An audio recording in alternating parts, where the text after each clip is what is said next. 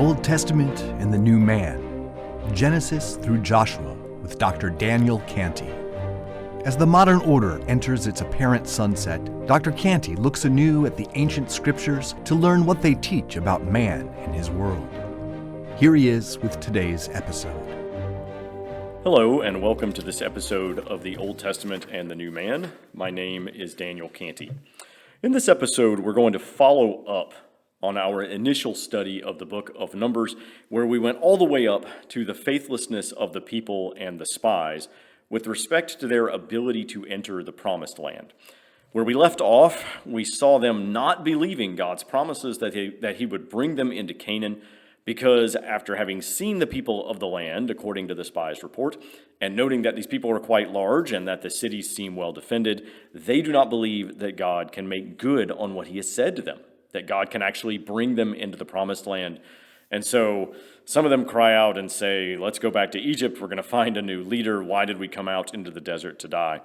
And God, along with Moses, is of course pretty angry at this response.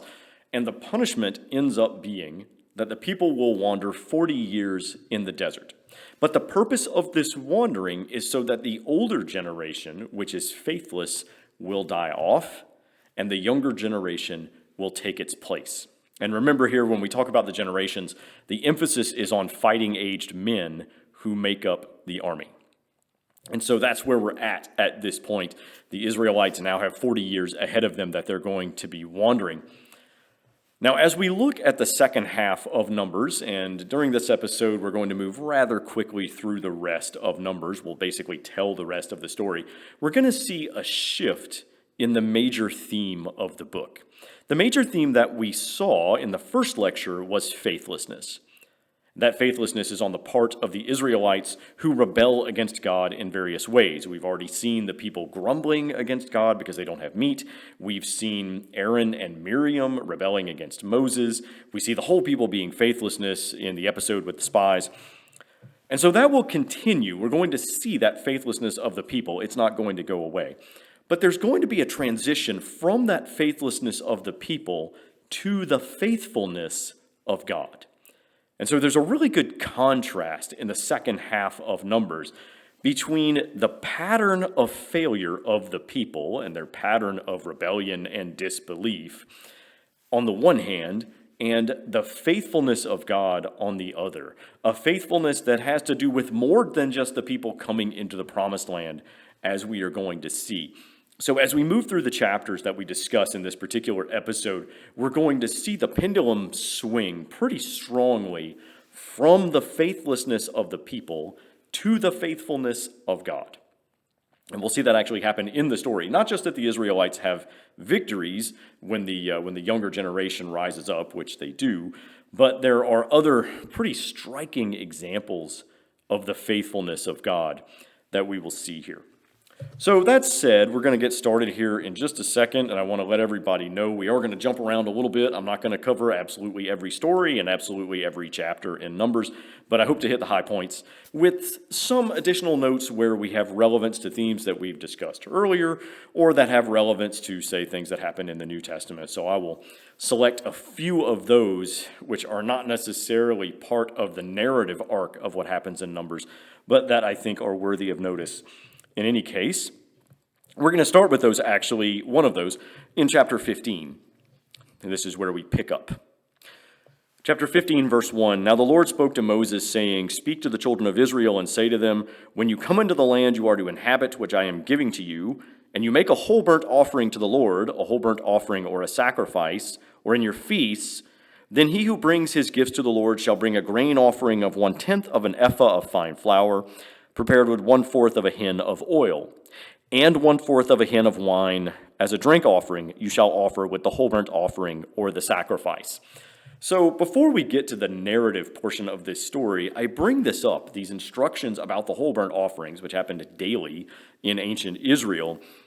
I bring it up because of the grain offering and the wine offering that go with the whole burnt offering. So in other words, you have the elements of bread, essentially, although it is flour here, but you have bread and you have wine. And so what you have is a precursor to the Christian practice of the Eucharist, and here I'm going to draw a little bit from the notes of the Orthodox Study Bible. It says, quote, "The fine flour was a type of the bread in the Eucharist, and fine speaks of Christ's body as being pure. The fine flour, when mingled with oil, was a type of the Holy Spirit, who is called down at the epiclesis in the divine liturgy. The wine of the drink offering was a type of the blood of Christ in the Eucharist. These types were fulfilled by the Lord on Great and Holy Thursday, when he established the Eucharist with his disciples." End quote. And I bring this up not only because it has relevance to Christians and to Christian practice, but to remind us that while we are looking at the Old Testament, while we're looking at the first 6 books of the Bible up through Joshua, the ethos of the Messiah and of the worship of the Messiah is already present.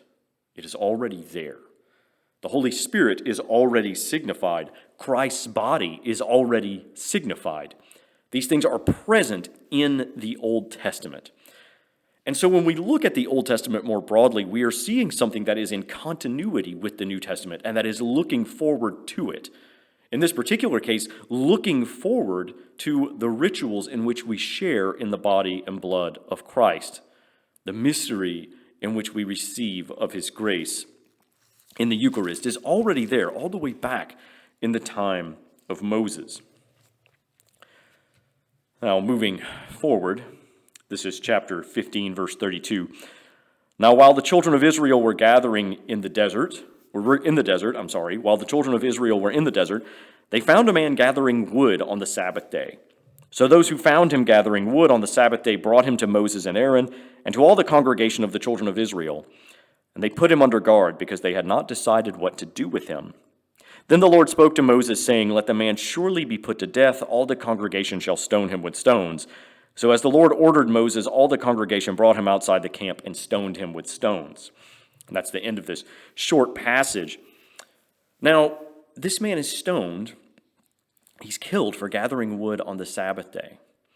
Now, it's a pretty big deal not to break the Sabbath in ancient Israel, and we've seen how important rest is throughout the Pentateuch at this point, how it is a major theme, how rest is holy. But there's something more that's going on here. It's the case that in the Masoretic text, which is the ancient Hebrew text, the verbs for what this man is doing, gathering wood, are the same. The terminology here is the same as what the Israelites did when they gathered to make bricks in Egypt. And so what this man is doing is something that harkens back to the ruthless oppression, to being tyrannized by force, that form of slavery that the Israelites were subject to while they were in Egypt. And so it's not only that this man is doing something on the Sabbath, he's working on the Sabbath, but what he is doing signifies a return to the place from which the people were liberated, from which they were brought out. It's a return to that death moment. And so what he is doing is completely contrary to the Spirit of God, completely contrary to the gifts that God has given his people and the creation of his people that God is now bringing about, that we are investigating as we look through this text. And so there is a symbolism here that is deeper than even just breaking the Sabbath, although breaking the Sabbath, again, is an important thing. It's an important transgression if you're going to do it in the Old Testament. There's something a little bit more at work here. Moving on to chapter 16, this is the next of the major rebellions that we see in the Old Testament. We've already told a story of several times that the people are faithless or that they rebel against God in one form or another. This is the next of those. This is the rebellion of Korah, Dathan, and Abiram, 3 of the Levites who are in the people of Israel. Chapter 16, verse 1. Now Korah the son of Ishar, the son of Kohath, the son of Levi, and Dathan and Abiram the sons of Eliab, they rose up before Moses with some of the children of Israel, 250 men. With some of the children of Israel, 250 men of the children of Israel, rulers of the congregation, members of the council, and men of note. It's important to understand here that this is no small rebellion. Korah, Dathan, and Abiram have got enough pull to bring 250 men of note, 250 important men local leaders, we might call them. And you'll remember that Israel is quite a large group at this point. It's quite a large number of folks who are involved here. And these are men of note among them. So you've got a lot of them, and they're all important folks. They're all leader in their own local sphere, we might say, or in their tribes. And they rise up before Moses. They gathered together against Moses and Aaron and said to them, "Let it be understood by you that all the congregation are holy ones, and the Lord is in them. Why then do you exalt yourselves above the congregation of the Lord?" I want to make a couple of notes here. First, they rise up and gather together. Whenever you rise up and gather together in the same instance in the Old Testament, that generally doesn't mean something good. Those words indicate sin. They indicate pride. They indicate the rise that comes before the fall, or the pride that comes before destruction. So if you look at the verbs here, if you look at the way we are told what they are doing in the story, you can see what's going to come next. Okay, they are rising up against Moses and they are gathering together. When people rise up and gather together, this harkens back, for example, to the Tower of Babel. That kind of story where people are brought together in unity, but they are raising themselves up at the same time. So we know this is not going to end well for Korah, Dathan, Abiram, and all of those who were with them. The accusation, secondly, that they bring against Moses is the idea that Moses believes that he is holier than thou. Moses and Aaron, actually, not just Moses. They say to both of them again, "Let it be understood by you that all the congregation are holy ones and the Lord is in them.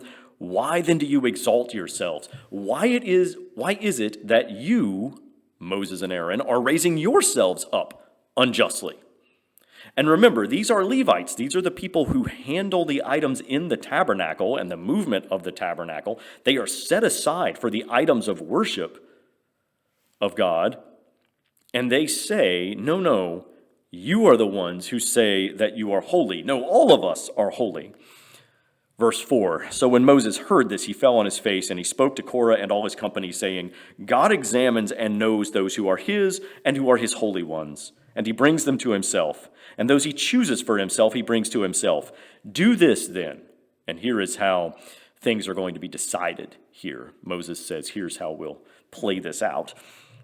Moses says, "Take censers, Korah and all his company, put fire and incense in them before the Lord tomorrow, and it shall be that the man the Lord chooses, this is the Holy One. And let this be sufficient for you, O sons of Levi." So here's what's going to happen. Everybody is going to take their censer, they're going to light their incense, and we will see what God does at that point. Moses continued talking to Korah. "Hear me, you sons of Levi. Is this a small thing to you, that the God of Israel separated you from the congregation of Israel to bring you near to himself, to serve the liturgies of the Lord's tabernacle, and to stand before the congregation and to serve them, that he brought you near? Are you seeking the priesthood also?" In other words, Moses says to Korah and all his company, you've already been separated out. You've already been brought closer to God by the one who looks over the liturgy. Will you take the priesthood also? Now, just to make this clear, you have the Aaronite priesthood, which is of a higher level in ancient Israel than the Levites. The Levites are a large tribe. They are under the Aaronite priests. And so Moses says, look, you are singled out for this kind of service. Do you not already have a place? And yet you want to take the priesthood that is above you as well? The accusation here is that the Levites, Korah and his company in this case, are not satisfied with their position within Israelite society, but that they want more. Moses sent to call Dathan and Abiram, the sons of Eliab, at this point, but they said, "We will not come up to you, Moses. Is this a small thing that you brought us up out of a land flowing with milk and honey to kill us in the desert and set yourself over us as a ruler?" In this case, the accusation is, we are going to die out here, and you have made us your king, our king, more or less. And they don't use the term king, but he has set himself over them as a ruler unjustly. So we have a few different, really, if you think about it, there's a few different accusations against Moses and Aaron here. You make yourselves holier than the rest of us. You're not really holier than the rest of us. You, Moses, set yourself as a ruler over us, and you've just brought us out here to kill us. And so there's rebellion all around here. Then Moses was very heavy of spirit and said to the Lord, and here we should remember and think of Moses as in prayer, in meditation before God, having set himself apart to be in the presence of God, in silence and stillness, speaking to God from his heart. Moses says to God, "May you pay no attention to their sacrifice. I have not taken a desirable object from any of them, nor have I harmed any of them." Now, what Moses says here, I have not taken a desirable object from any of them, that word take is actually very important. We see in the prophecies of Samuel in Kingdoms, when he prophesies the bad king, what the bad king does is takes, that particular verb. So if you have a ruler who takes from others, that's kind of a key word or an indicator for an unjust ruler or an unjust authority. And Moses is saying, I have not taken anything. Though he has subordinates throughout the people of Israel, really the entire people of Israel, he is not the kind of leader who arrogates things to himself or grabs things for himself, seizing them from others who do not have the power to stop him. Moses is saying to God, I have loved this people. I have not oppressed them. I have not burdened them. I have not taken, as he says, from them, nor have I harmed them. We're then told that Moses talks to Korah again, and he says, "Sanctify your company and be ready tomorrow before the Lord, you and they as well as Aaron. Let each take his censer and put incense in it, and bring his censer before the Lord, 250 censers, both you and Aaron, each with his censer." So every man took his censer, put fire in it, laid incense on it, and stood at the doors of the tabernacle of testimony with Moses and Aaron. Thus Korah gathered all his company against them at the door of the tabernacle of testimony. Then the glory of the Lord appeared to all the congregation. And here you get the sense that God is about to act. God has appeared, and we'll see what kind of judgment that God is going to make. It's not Moses making a judgment. It is God making a judgment. Remember what Moses says. God chooses who the holy ones are who will be near him. It is his choice. God is the one who is in charge here. And here Moses and all of the people of Israel see that the glory of the Lord has appeared. And so it is God, we see, who is going to speak or to act in some definitive way. Verse 20 of chapter 16. The Lord then spoke to Moses and Aaron, saying, "Separate yourselves from among this congregation, and I will utterly destroy them at once." Then they fell on their faces and said back to God, "O God, the God of spirits and of all flesh, if one man sinned, will the Lord's anger be on all the congregation?" Then the Lord spoke to Moses, saying, "Speak to the congregation, saying, withdraw from around Korah's company." In other words, God is about to act in some way. Those who are not affiliated with Korah need to step back. Moses then spoke to the congregation, saying, "Get away from the tents of these callous men," Korah, Dathan, and Abiram at this point. "Touch nothing of theirs," Moses continues, "lest you perish together with them in all their sin." So all the people got away from around Korah's tent, and Dathan and Abiram went and stood at the doors of their tents with their wives, their children, and their little ones. Then Moses said this, and this is foreshadowing what God is about to do. Moses said, "By this you shall know the Lord sent me to do all these works, and they are not from myself. If these men should die naturally, like all men, or if they are visited by the common visitation of all men, then the Lord has not sent me. But the Lord will show by a sign from heaven that opening its mouth, the earth shall swallow them down with their houses, their tents, and everything belonging to them. And they shall go down alive into Hades. Then you shall know that these men provoked the Lord." And so Moses is actually predicting here that the earth is going to open its mouth and swallow them.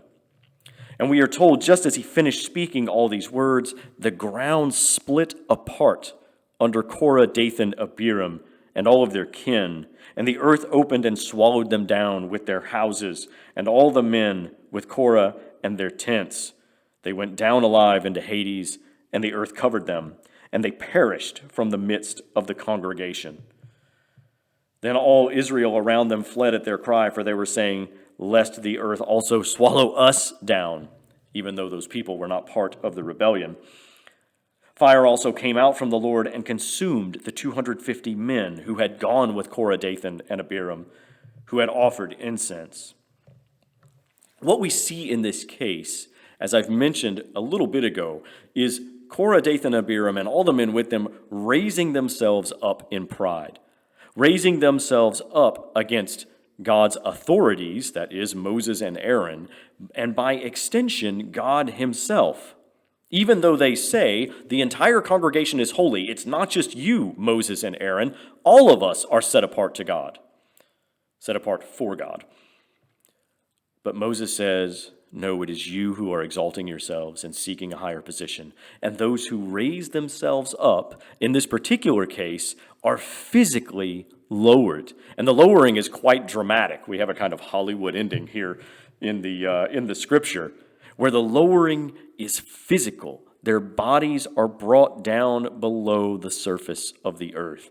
They raise themselves up in their spirit, in their pride, and they are lowered physically in their bodies. This is another of the great examples of faithlessness that we see throughout much of the book of Numbers. We're not done. There's going to be more examples, but this is one of the more stunning, the more miraculous of those examples that we see. Picking up in chapter 17. Now the Lord spoke to Moses and to Eleazar, the son of Aaron the priest, saying, take up the copper censers out of the midst of those burned up, that is, the 250 men, and scatter the strange fire there so as to sanctify the censers of those sinners and make them into beaten plates. And so this is what they do with the censers that were left. The next day, however, after the rebellion of Korah, the children of Israel murmured against Moses and Aaron, saying, you killed the people of the Lord. So the people look at this and they still think that somehow Moses is at fault.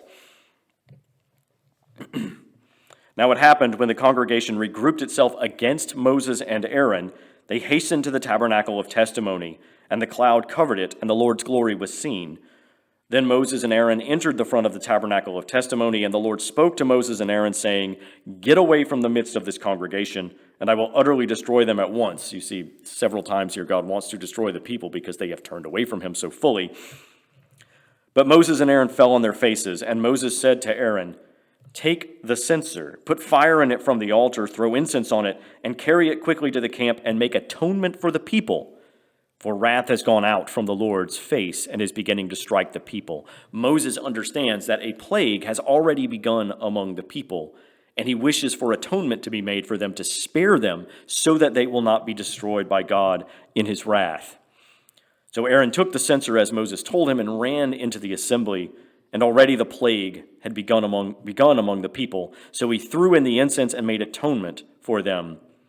And he stood between the dead and the living, and so the plague ceased. Now those who died in the plague were 14,700, besides those who died because of Korah. Then Aaron returned to Moses at the door of the tabernacle of testimony, and the plague ceased. You would think, after those who had defied God were literally swallowed up into the earth, that the people would admit their wrongdoing and not grumble against God or rebel against God anymore. And yet their rebellion continues even to this event.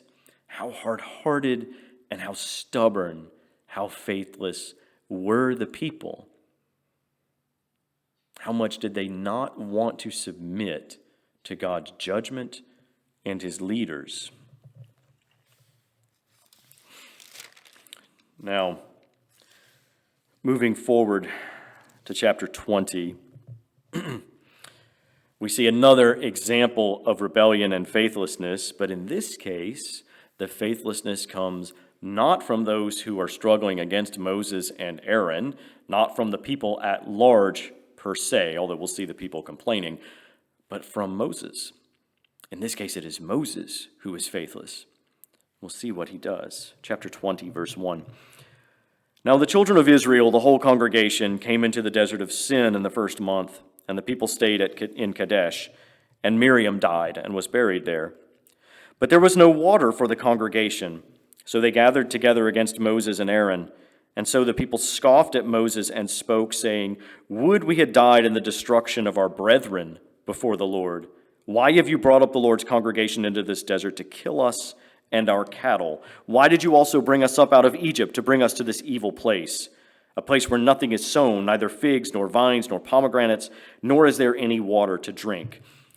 Now, I want to point out here that we don't know exactly where they are in the 40 years of wandering in the desert, but we can see that it has been some number of years. Why have you brought up the Lord's congregation in this desert to kill us and our cattle? Would we had died in the destruction of our brethren before the Lord. At this point, time has passed. At this point, they are looking back to some extent at people who have died. When it says, "Would that we had died in the destruction of our brethren," perhaps they are talking about Korah and his rebellion. Perhaps they are talking about people who have simply died over the last decade or two. Remember, the people are wandering for 40 years, which means that you are watching the older generation die as the time passes. So you may be one of the first ones to go, or you may be one of the last ones to go. But you know, if you are part of the older generation, that you are not going to leave that desert. It will be your place of repose. So at this point, we're not sure exactly how much time has passed, but we see that the people are not happy at all about their circumstances because there's nothing there for them. So after the people complained, Moses and Aaron went from the presence of the congregation to the door of the tabernacle of testimony and fell on their faces, and then the glory of the Lord appeared to them. And here's what God says to Moses: "Take the rod, you and your brother Aaron, and gather the congregation together. Speak to the rock before them, and it will give its waters. Thus you shall bring them water out of the rock, and give drink to the congregation and their cattle." So there's a rock that is there, and Moses is supposed to speak to this rock, and the water will come out of it at the command of Moses' voice. So Moses and Aaron gathered the congregation together before the rock in the place where they were, and he said to them, "Hear me, you disobedient ones. Must we bring water for you out of this rock?" Moses then lifted his hand and struck the rock twice with his rod, and water came out abundantly, and the congregation and their cattle drank. So instead of speaking to the rock, Moses strikes it. And the striking of the rock is understood by God as a lack of faith in his words on Moses' part. And in fact, disobedience. Moses does not tell the rock to have the water come from it. He doesn't speak the way God tells him to speak. Rather, he thinks that he needs to use some physical force. God calls him out on this. "The Lord spoke to Moses and Aaron, because you did not believe me, to sanctify me before the children of Israel. Therefore you shall not bring this congregation into the land I am giving them." So the punishment here is that Moses and Aaron will not make their way into the promised land because they did not believe and were not obedient. Notice how their lack of obedience is tied to their lack of faith. Moses does not believe that water will come from the rock if he merely uses words. And because he does not believe or have faith in God's ability, so he disobeys God's command. And he strikes the rock instead of speaking to it. And in this case, we have seen faithlessness up and down the people of Israel. We have seen faithlessness throughout the people in their grumbling. We've seen the faithlessness with Miriam and Aaron against Moses. We've seen the rebellion of Korah, Dathan, and Abiram. Now we see Moses himself being faithless, not believing when God tells him to do something. And his punishment is that he will not enter the promised land. Now, after this, Aaron dies. This is chapter 20, verse 24. God says, "Let Aaron be added to his people, for he shall not enter the land I am giving to the children of Israel, because you provoked me at the water of controversy." This is the time that I just read about where Moses strikes the rock. Aaron actually dies because of this, or rather he dies before entering the promised land because of this. God says to Moses, "Take Aaron and Eleazar his son and bring them up to Mount Hor before all the congregation, and strip Aaron of his robe and put it on Eleazar his son, and let Aaron die there and be added to his people." So there on Mount Hor, Aaron died at the top of the mountain, and afterward Moses and Eleazar came down from the mountain. We are told a little bit later in chapter 33 that this is in fact the 40th year. So Aaron dies in the 40th year. All of that time has passed. All of the previous generation has passed. And you have a new reconstituted army of the younger generation that is now ready to move forward, slowly as it were, but we're going to see that they have successes quite soon. Chapter 21. Now the Canaanite king of Arad, who was dwelling in the desert, heard the news, for Israel came by way of Atharim, and therefore he made war against Israel. And they carried off captives from them as booty. Then Israel made a vow to the Lord and said, "If you will indeed deliver this people into my hand, I will anathematize him and his cities." So the Lord listened to the voice of Israel and delivered up the Canaanites, and they anathematized him and his cities. Therefore they called the name of that place Anathema. This is the first victory of Israel in its movement towards the promised land. So here a new tone is being set. Aaron has died, the 40 years have passed, and now we have an Israelite victory over the Canaanites who were dwelling in the desert. Chapter 21, verse 4. Then the Israelites departed from Mount Hor by the way of the Red Sea, and they went around the land of Edom.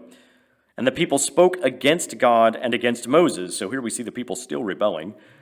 "Why did you bring us up out of Egypt to kill us in the desert? For there is no bread nor water, and our soul is weary of this worthless bread." So the Lord sent venomous serpents among the people, and they bit the people, and many of the children of Israel died because of their rebellion. Then the people came to Moses and were saying, "We sinned, for we spoke against the Lord and against you. Therefore pray to the Lord and let him take away the serpent from us." In other words, let these snakes go away. They are sorry for their sins. So Moses prayed for the people, and the Lord said to Moses, "Make a serpent for yourself and put it on a signal pole. And it shall be, if a serpent should bite someone, when the one bitten looks at the serpent on the pole, he shall live." So Moses made a copper serpent and put it on a signal pole. And it happened, when a serpent bit anyone, and he looked at the copper serpent, he lived. Now I bring up this story because it is another example of the rebellion of Israel, not as bad as the rebellion of the spies, and not another 40 years of the desert here. So I bring it up for that instance, for us to know that the people of Israel are still struggling, and they're really not done struggling with faithfulness at this point, but also because there are, again, New Testament resonances between the serpent on the pole and Christ on the cross.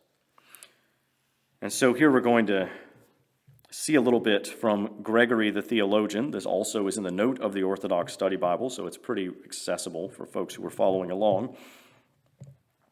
Quote, "When Christ hung motionless on the cross, his dead body signaled the end of death's reign over man's body, for he trampled down death by his death upon those in the tombs bestowing life, which we sing at the church at Pascha.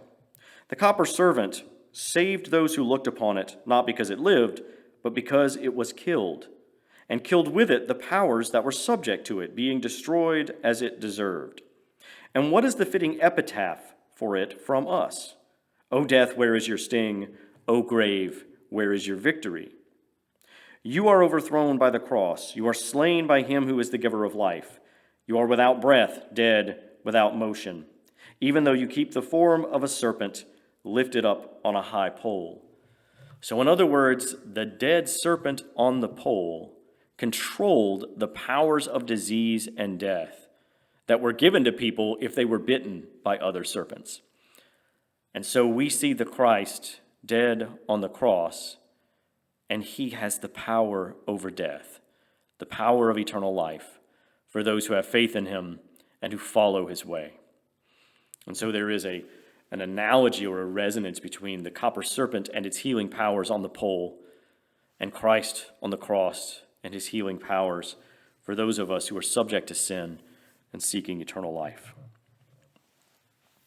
Another looking forward to the time of the New Testament, the time of the Messiah, here all the way back in the Pentateuch, all the way back in Numbers. Shortly after this, the people defeat King Sihon of the Amorites and King Og of Bashan. Sihon gathered all his people together and went out to engage Israel in battle in the desert. And so he came to Jahaz and engaged Israel in battle. And Israel took all of his cities, and Israel dwelt in all the cities of the Amorites and Heshbon and all of its villages. We're told a little bit later here, still in chapter 21, Israel dwelt in all the cities of the Amorites, and Moses sent to spy out Jazer, and they took it and its villages. And they turned and went up the road to Bashan, which is farther north, and here they are west of the land of Israel as we understand it.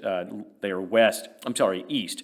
They are east of the land of Israel as we see it on the map. They are east of the Jordan River. So Og, king of Bashan, and all his people came to meet the Israelites in battle at Edrei. Then the Lord said to Moses, "Do not fear him, for I have delivered him into your hand, with all his people and his land, and you shall do to him as you did to Sihon, king of the Amorites, who dwelt in Heshbon." So they struck him, his sons, and all his people until there was no survivor left him, and they inherited their land. So not only do we have the initial victory over the Canaanites, but we now have victories over Sihon, king of the Amorites, and Og, king of Bashan. And so the new generation has come, the 40 years have passed, and Israel is now they are defeating other peoples, despite the fact that we still see them being faithless. We still see Moses being faithless. We still have seen the people being faithless, complaining against God in the episode with the copper serpent. So there's this still general faithlessness among the people, despite their victories, despite their transition from wandering 40 years in the desert to now being victorious against their enemies. And it's at this point, when we come to chapter 22 of Numbers, that we encounter the story of Balaam the prophet. In this case, it's Balak, who is the king of the Moabites, who wants Balaam the prophet to make a prophecy that curses the people of Israel. Balak sees that he's probably going to have to go to war with Israel, and before he does that, he wants them to be cursed by God. He thinks that this will help him be victorious. So Balak sent ambassadors to Balaam the son of Peor at Bethor, which is near the river in the land of the sons of his people, and said, "Come at once, curse this people," that is, the Israelites, "for me, for they are stronger than we are. If we would be able to strike some of them, then I could drive them out of the land, for I know that he whom you bless, Balaam, is blessed, and he whom you curse is cursed." So the elders of Moab and the elders of Midian come to Balaam, and Balaam doesn't want to go with them. God, in fact, comes to Balaam after he is presented with this request.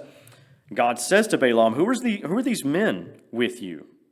And Balaam says, "Balak, the son of Zippor, the king of Moab, sent to me, saying, 'Look, a people came out of Egypt, and they cover the face of the earth and are settling next to me. Therefore come and curse them for me.' But God says to Balaam, 'You shall not go with them, neither shall you curse the people, for they are blessed.' So Balaam rose in the morning and said to Balak's emissaries, 'Return to your Lord, for God is not allowing me to go.' So the rulers of Moab go back to Balak. But Balak doesn't really want to take no for an answer, so he sends again. He sent rulers a second time, more numerous and more honorable than the first time. And they say to Balaam, 'Thus says Balak, son of Zippor, I beg of you not to hesitate in coming to me, for I will certainly honor you greatly and will do whatever you say. Therefore come and curse this people for me.' Then Balaam answered and said to the rulers who were sent by Balak the king, 'Though Balak were to give me his house full of silver and gold, I could not go beyond the word of the Lord God, to make it little or great in my mind. But he says to the ambassadors, "Stay here tonight so that I may know what the Lord will say to me." So the second time that Balak sends his folks, Balaam says, "Well, you can at least stay for the night." And so God came to Balaam at night and said to him, "If these men are present to summon you, rise and follow them. But the word I speak to you, that you shall do." So this is the command. Only what I say to you, God says to Balaam, only that you shall speak. So Balaam rose in the morning, saddled his donkey, and went with the rulers of Moab. Then God was very angry because Balaam went. And the angel of God stationed himself to divert him from his purpose. Now you may ask, why is it that God says you can go, and then God gets angry because he is going? Well, clearly Balaam is not going with the right heart. Balaam is perhaps going afraid to say anything that would displease the king, because if you're a prophet and you say something to a king that the king doesn't like, well, you could be signing your life away by doing that. So Balaam's heart was evidently not set on obedience when he went. And we're going to see a little bit later that Balaam is not always the most trustworthy character here. We'll see that a little bit later in the story. So the angel of God stationed himself to divert Balaam from his purpose. The angel of God, we're told, is the Word and Son of God here, who actually appears in the Old Testament in this story of Balaam. So as Balaam was riding his donkey, his two servants were with him. And the donkey saw the angel of God standing in the way with his drawn sword in his hand. And the donkey turned out of the way and went into the field. And so Balaam struck his donkey with his staff to turn back onto the road. Then the angel of God stood in a narrow path between the vineyards, with a wall on this side and a wall on that side. And when the donkey saw the angel of God, she pushed herself against the wall and crushed Balaam's foot, so that he struck her again. A third time the angel of God went and stood in a narrow place, where there was no way to turn either to the right hand or to the left. And when the donkey saw the angel of God, she lay down under Balaam, and Balaam became angry and struck the donkey with his staff. Then God opened the mouth of the donkey, and she said to Balaam, "What have I done to you, that you struck me this third time?" Balaam then said to the donkey, "Because you abused me, I wish there were a sword in my hand, for now I would kill you." And so the donkey said to Balaam, "Am I not your donkey, which you rode from your youth to this very day? Did I ever show such utter disregard for you?" And Balaam replied, "No." Then God opened Balaam's eyes, and he saw the angel of the Lord standing in the way with his drawn sword in his hand, and he bowed and worshipped. In other words, Balaam is humbled here. He's humbled before the presence of God, before the angel of the Lord. Then the angel of God said to him, "Why did you strike your donkey a third time? Behold, I came out as your adversary, because your way was not acceptable before me. So when the donkey saw me, she turned aside from me this third time. If she had not turned aside from me, surely I would have killed you by now and let her live." Then Balaam said to the angel of the Lord, "I sinned, for I did not know you met me as an adversary on the road. Now therefore, if my way is not acceptable to you, I will turn back." The angel of God then said to Balaam, "Go with the men, but only the word I may speak to you. This you must be careful to speak." So clearly here, Balaam's way was that he may or may not speak what God wanted him to say, but now it is clear he will speak only what God wishes him to say. And I want to point out here the story of the donkey speaking and the angel of God being before the donkey and the donkey seeing it and Balaam not seeing it. For those who are outside of the Orthodox faith, this can seem kind of fantastical that there's communication with an animal or that an animal sees a spiritual reality that a human being does not see. But this fits within the tradition of the saints within Orthodoxy. To give just one example, there is Saint Seraphim of Sarov and the bear. For those of you who are familiar with Saint Seraphim of Sarov, you may have heard the story of his relationship with a bear that was basically like his pet, and which he was able to talk to, and which would communicate with him in certain ways. We're told stories of the bear going and getting honey and bringing it back for Saint Seraphim and his guests. And this is not the only story of the saints having communication with animals or having a lifelong relationship in some instances with animals. And so the harmony between man and the natural world with respect to the with respect to the animals, and with communication between them, we see as part of the tradition of sainthood within Orthodoxy. Now, this isn't exactly that. This isn't exactly a relationship between Balaam and his donkey, but it is a donkey whose mouth is opened by God to be able to speak, and it is a donkey who perceives spiritual realities. Again, this is not a singular instance. This is not something that stands alone within the tradition of the saints. And Saint Seraphim is a relatively modern saint, not from the ancient world, but only from a few hundred years ago. So we see this fitting together, that this is not a unique instance here, But there are other things that are like it, that fit within the Orthodox view of the world and within the Orthodox view of how it is that God can work. That God can move the animals to speak if he wishes, and he can reveal himself to animals if he wishes. In this case, he does this with Balaam. So Balaam goes to Balak, now firm in the intention of only saying what God wishes him to say. Balaam said to Balak, "Look, I did come to you. Shall I now be able to say anything? Whatever word God may put in my mouth, this I must speak." And so Balak says, "Fine, let's hear what you have to say." And Balaam goes to be with God. He wishes for God to reveal himself to him. So God revealed himself to Balaam, and Balaam, the Spirit of God comes upon him, and he took up his parable. And here's what Balaam says. This is the first prophecy. "Balak, the king of Moab, summoned me from Mesopotamia, from the mountains of the east, saying, 'Come, curse Jacob for me, and come, call down a curse upon Israel. How shall I curse whom the Lord did not curse? Or how shall I call down a curse upon whom God did not curse? From the top of the mountains I see him, and from the hills I envision him. Behold, the people shall dwell alone, and they shall not be reckoned among the nations. Who can examine accurately the seed of Jacob and number the tribes of Israel? May my soul die with the souls of the righteous, and may my seed be as their seed." This is the end of Balaam's first prophecy, and Balak is pretty frustrated by this. "What have you done to me?" he says. "I summoned you to curse my enemies, and look, you have blessed them bountifully." So Balak naturally did not want this kind of prophecy. Remember, he wants Israel to be cursed, not blessed, but this is what Balaam does. So there's a second go-round. Balaam is asked to give a prophecy a second time. So God meets him. And here is the word for the second prophecy that God gives to Balaam to speak to Balak, king of the Moabites. God says, "Rise up, Balak, and hear. Give ear as a witness, son of Zippor. God is not like a man to be deceived, nor like a son of man to be threatened. Would he, having spoken, not act? Or shall he speak and not stand by it? Behold, I receive to bless, and I shall bless, and not reverse it. There shall be no trouble in Jacob, nor shall distress be seen in Israel. For the Lord his God is with him, and the glorious acts of rulers are in him. God brings them out of Egypt like the glory of the unicorn for him, for there is no portent in Jacob, nor any divination in Israel. In due time it will be told to Jacob and Israel what God will accomplish. Behold, a people like a lion's cub will rise up, and will exult like a lion, and shall not lie down until it eats the prey and drinks the blood of the slain."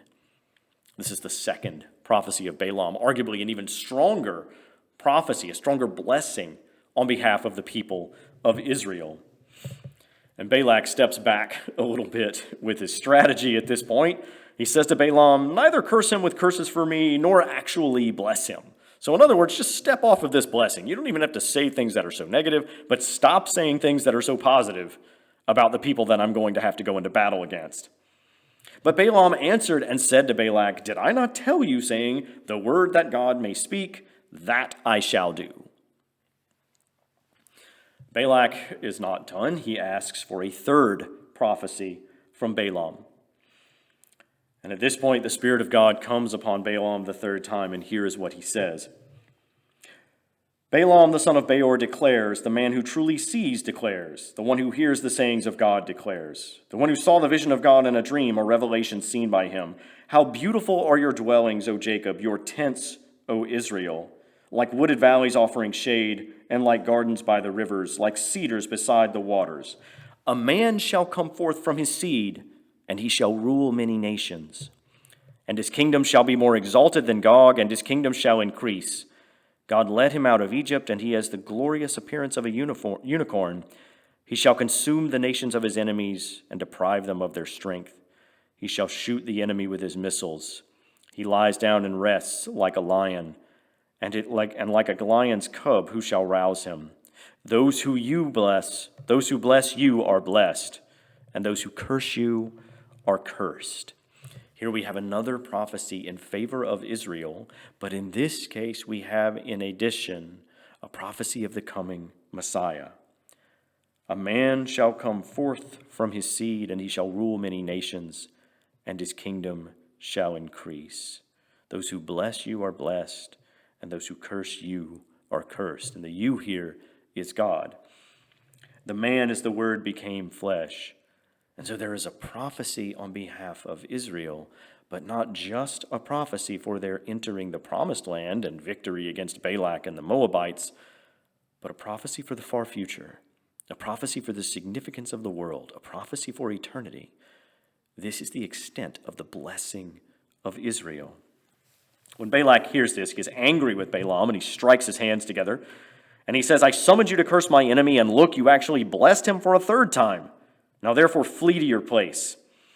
But Balaam is not done giving prophecies. In fact, we have a fourth prophecy from Balaam. Here again, he speaks. Balaam the son of Beor declares, the man who truly sees declares, the one who hears the sayings of God declares, and the one who knows the knowledge of the Most High, and who saw the vision of God in a dream, a revelation seen by him. I will show him, but not now. I bless him, but he is not near. A star shall rise out of Jacob, and a man shall rise out of Israel. He shall break in pieces the rulers of Moab, and plunder all the sons of Seth. Edom shall be his inheritance, and also his enemy shall be his inheritance. But Israel acts with strength. He shall rise up out of Jacob and destroy the survivors of the city. Here again, another prophecy in favor of Israel, and another prophecy of the Messiah. A star shall rise out of Jacob, and a man shall rise out of Israel. He shall break in pieces the rulers of Moab and plunder all the sons of Seth. Now, on the one hand, it is Moab who will be defeated. On the other hand, Moab can mean far more than that tribe on the east side of the Jordan River. It could mean the known world that Christ as our king becomes ruler over, and all of those forces that would line up against him. So Christ will be over them, the star that rises out of Jacob, the man that rises out of Israel, and plunders all who are around them in victory. Now, it's at this point that I want to contrast, and if you get nothing else out of this episode, please get this. Remember all of the faithlessness that we have seen in Israel, all of the instances that we have seen from the last lecture into this lecture, and then contrast that with the faithfulness of God, who refuses to curse his people. Not once, not twice, not 3 times, but 4 times. Balaam prophesies, and the prophecies get stronger. They are not only that God is faithful to bring his people into the promised land, although they are faithfulness for that. They are prophecies for that. They are prophecies of the eternal significance of this people and how the Messiah will come from them, and he will rule all of the nations. That a great star shall rise out of Jacob, a man shall come forth from his seed and rule many nations, and his kingdom shall increase. So great is the faithfulness of God that it extends well beyond 40 years of faithlessness in the desert by his chosen people. Still he blesses them. Still he is faithful to them. They fail and they fail and they fail. They are faithless and they are disobedient, and they do not trust their leaders, and their hearts turn away, and they grumble at the things that they do not have that they think that they should have. And they do not go unpunished for what they do. And yet, God is faithful. He is faithful over and over again in the words of Balaam. He does not leave them. He has purposes for them. He has designs for them in their land and in the coming of his Messiah, and those designs shall not be thwarted. Though the older generation dies, the younger generation shall take its place, and the purposes that God has for Israel will not be thrown off course. He has seen what he will do, and he will bring it about. I think for any of us who look at God's faithfulness in this story, we should be comforted because we play the part of Israel. We are the faithless ones. We are the ones whose hearts turn from God so easily to whatever distraction or whatever sin presents itself to us. We are the ones whose minds are so easily preoccupied with what it is that we do not have, that we perhaps think that we ought to have or that we deserve. We are the ones who so easily do not trust the ones that God has put over us.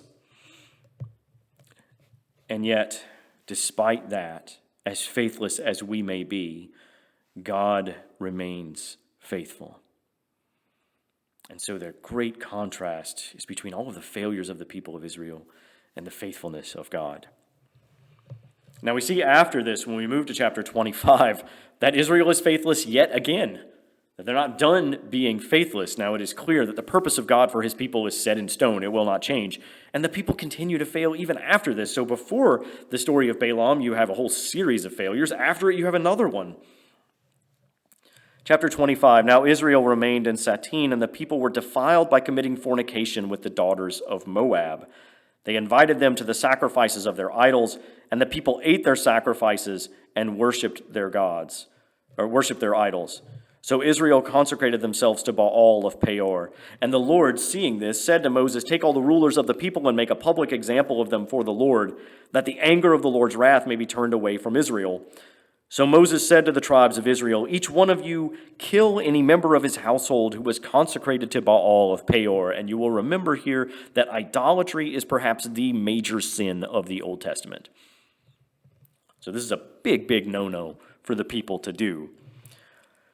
Verse 6, now behold, a man of the children of Israel came and brought his brother to a Midianite woman in the sight of Moses and all the congregation of the children of Israel, and they were weeping at the door of the tabernacle of testimony. Now when Phinehas the son of Eleazar, the son of Aaron the priest, saw this, he rose from among the congregation, took a spear in his hand, and went after the man of Israel into the chambers, and thrust both of them through. He kills both of them, the man of Israel and the woman, the Midianite woman, through her womb. And in this case, a plague, which God had inflicted upon the people already, was stopped. But those who died in the plague were 24,000. So this idolatry leads the people away from God, and it is only stopped by Phinehas in his zealotry. Then the Lord spoke to Moses, saying, "Phinehas, son of Eleazar, the son of Aaron the priest, stopped my wrath. So I did not utterly destroy the children of Israel in my zeal. Therefore say, behold, I give to him my covenant of peace. And there shall be a covenant to him of eternal priesthood, because he was zealous for his God and made atonement for the children of Israel." Now, the interesting thing about this that we learn a little bit later about this story is that the one who actually helped to lead the Israelites into this idolatry is none other than Balaam. None other than the one who made all of these prophecies. And we've already seen that Balaam is a bit of a tricky character. He follows the people to go to Balak to give prophecies, but yet he doesn't do so in the right way. And so the angel of God is sent because his way was not acceptable. So Balaam, despite giving all of the word of the Lord, after it being made abundantly clear to him by God that this and this alone he must do, he remains a kind of wishy-washy character. He remains somewhat untrustworthy. So we'll see what kind of end he meets as a result of this. So after this episode with the Midianites and the people being told that they are to be at enmity with the Midianites and strike them, after this in chapter 6, we see the second census of the sons of Israel. And we'll remember that the first census totaled about 603,000 soldiers. The second census has a total of 601,730. So this is the size of the army again. Roughly, educated guess, around 2 million people, including women and children. But this is the number of fighting age men, which is an enormous army for the ancient world. Chapter 26, verse 63. This is the census of Moses and Eleazar the priest, who numbered the sons of Israel in Araboth of Moab by the Jordan, that is, just east of the Jordan River, across from Jericho. But among these there was not a man numbered by Moses and Aaron the priest when they took a census of the sons of Israel in the Sinai desert. In other words, the older generation has died. This is a census of the younger generation. For the Lord said to them, "They shall surely die in the desert." So there was not a man left of them, of that older generation, except Caleb the son of Jephunneh and Joshua the son of none. So we can see here the changing of the guard that happens at the time of these victories over Sihon, king of the Amorites, and Og, king of Bashan, and of the story that we see of Balaam, which emphasizes for us the faithfulness of God. Now moving forward to chapter 28 and 29, there are a few chapters here that have to do with offerings and with holy days. So for example, about daily offerings, the scripture says, "My burnt offerings you shall take care to offer me as a sweet aroma in my feasts," and these are daily burnt offerings. "One male lamb you shall offer in the morning, and the other male lamb you shall offer in the evening."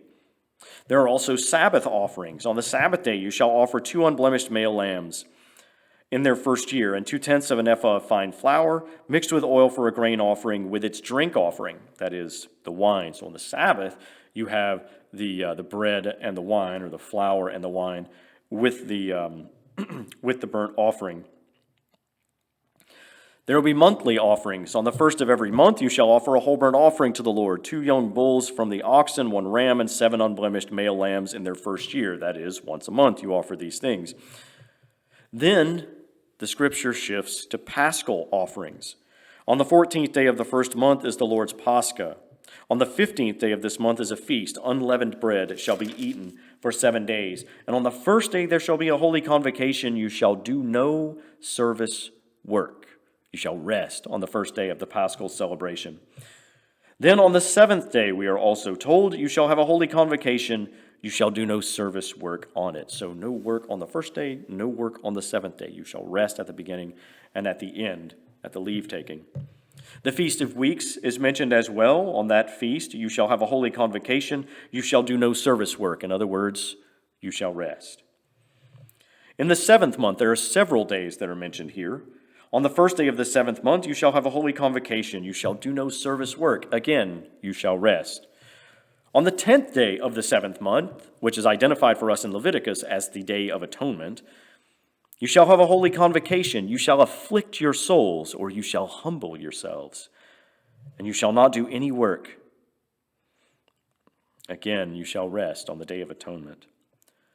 On the 15th day of the 7th month, you shall have a holy convocation. You shall do no service work, and you shall keep a feast to the Lord for 7 days. So on the first day, the 10th day, and now the 15th day of the 7th month, again you shall have a holy convocation. You shall do no work on this day. You shall make offerings for the next 7 days, and on the 8th day you shall have a final day of the festival. You shall do no service work on it. Again, you shall rest." Now, we've already seen this in Leviticus. Leviticus tells us a whole lot about offerings. It tells us all about the different feasts to the Lord. But we have a repetition here in Numbers of these things. Something not exactly the same, not all of the same days, or not all of the same offerings are discussed, but several of them are. And I just want to point out here that in the scripture, as a general rule, things that are important are repeated. We see them more than once. The assumption of the scriptures, the way that they have been handed down to us, is not that we hear something once and everybody's just got it from that one time. It's rather that they have to be said more than once. And again, the repetition emphasizes the importance. Just for comparison's sake here, I want us to think about the Gospels. Matthew, Mark, and Luke are called the synoptics. And there are several passages, many passages, in those 3 Gospels that are very, very nearly the same, almost exactly word for word the same. So if you set out to read all 3 Gospels in one day, by the time you got to the second, or especially the third Gospel, you'd say, I have read this story already today. I may have read it 2 times already today, and there may be little wrinkles here, slight differences here and there, but the story itself, in the main, is by and large the same. And so there is repetition built into the Gospels in the New Testament, and we see repetition built into the Old Testament. And we should be humble in thinking that this repetition is here for our sakes, that we need to hear things more than once, lest we forget. Remembering is a difficult task, especially when we are called to remember the things of God. And so the scriptures call us back in several instances. In this case, we are called back to the observance of festival days in which no work is done, and the observance or the performance of the sacrifices, which are the practice of rest in God for salvation. On the one hand, rest in God and the sacrifice that God is the one who brings us near to him and accomplishes our atonement. On the other hand, the practice of rest on the feast days or the holy days. So we saw it already. We see it again. Why? Because it is important for us to remember. Those of us who are parents know that we have to tell our children often things more than one time. We would only like to tell them once, but we have to tell them several times. We are really no different from that, even as adults. That God wants to tell us something. This is what you need to do. And so we're told more than once. In fact, when we get to Deuteronomy, we're going to see the second giving of the Ten Commandments. The Ten Commandments don't happen just once in the Pentateuch, they happen twice. We saw them in Exodus 20, we're going to see them again in Deuteronomy. And so we are the ones who have to recognize our frailty. And so here in Numbers, in the midst of the story, as the people are progressing towards the Promised Land, conquering these lands on the east side of the Jordan, they are reminded, here is how you shall worship and you shall rest on these particular days. It is a holy convocation. You shall do no service work, and you shall make your sacrifices regularly. Now, after this, in chapter 31, the Israelites do go to war against the Midianites, and they have victory against them. God tells Moses, exact vengeance from the Midianites for the children of Israel. Afterward, he says, you shall be added to your people, which means that Moses is going to die soon, although this doesn't happen until the end of Deuteronomy. So the people go up against Midian. They are victorious. They kill every male. They also killed Balaam, the son of Beor, with the sword, along with their slain peoples. And why is it that they kill Balaam? Here is where we get the explanation of Balaam's part in the idolatry that we saw earlier. Chapter 31, verse 16, for on account of Balaam's counsel, the women of Moab were with the sons of Israel and caused them to depart from and despise the Lord's word in the incident at Peor, when there was a plague among the congregation of the Lord. Now therefore kill every male, God says to Moses, among the little ones, and every woman who slept with a man.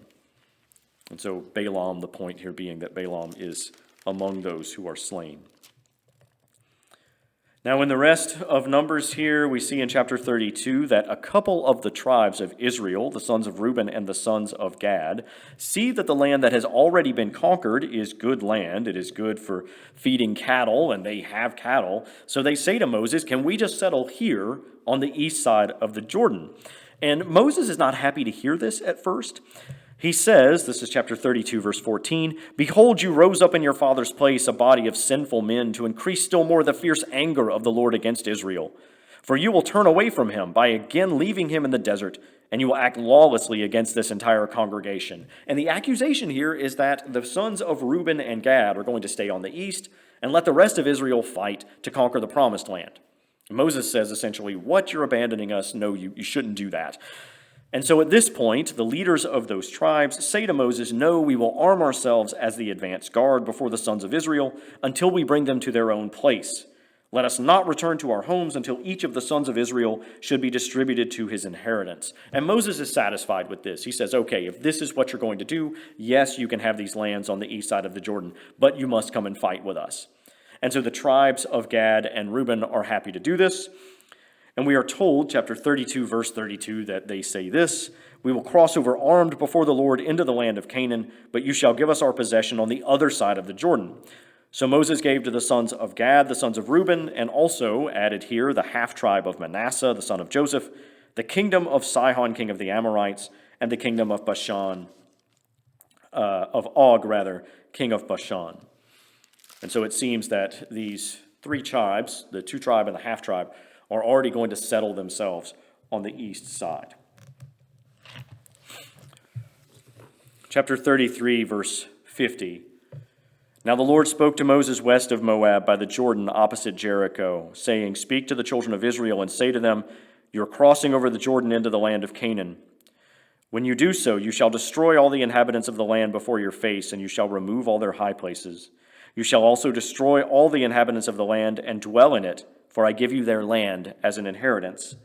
Verse 55, But if you do not destroy the inhabitants of the land from before your face, it shall be that those whom you let remain shall be thorns in your eyes and arrows in your sides, and they shall be at enmity with you in the land where you dwell. Moreover, it shall be that I will do to you as I thought to do to them." Now, we're going to see, as we move through Deuteronomy and Joshua, the ethos that the Israelites are supposed to go through Canaan and destroy all of the people of the land. Here, we are told initially, before we get to Deuteronomy and Joshua, that this is what they are to do, and there is a warning. If you do not destroy them, they shall be thorns in your eyes and arrows in your sides. And it shall be that I will do to you as I thought to do to them. And you shall remove their high places and destroy their idols and remove all their pillars. The great commandment is for Israel not to move into the promised land where they are supposed to rest in God and somehow not rest in God, become idolaters and rest in other gods, while it is God who is the one who has given them this land. So there is a warning against this in chapter 33 of Numbers, before they will eventually cross over the Jordan and occupy the land and defeat its inhabitants. We're going to stop with Numbers there, and we will pick up with Deuteronomy in the next episode. Thank you. The Old Testament and the New Man, Genesis through Joshua with Dr. Daniel Cantey. Dr. Cantey taught religion and philosophy at Bethel University from 2012 to 2019. He is a graduate of Yale Divinity School and Emory University and lives with his family in Clarksville, Tennessee. This has been a listener and viewer-supported presentation of Ancient Faith Radio.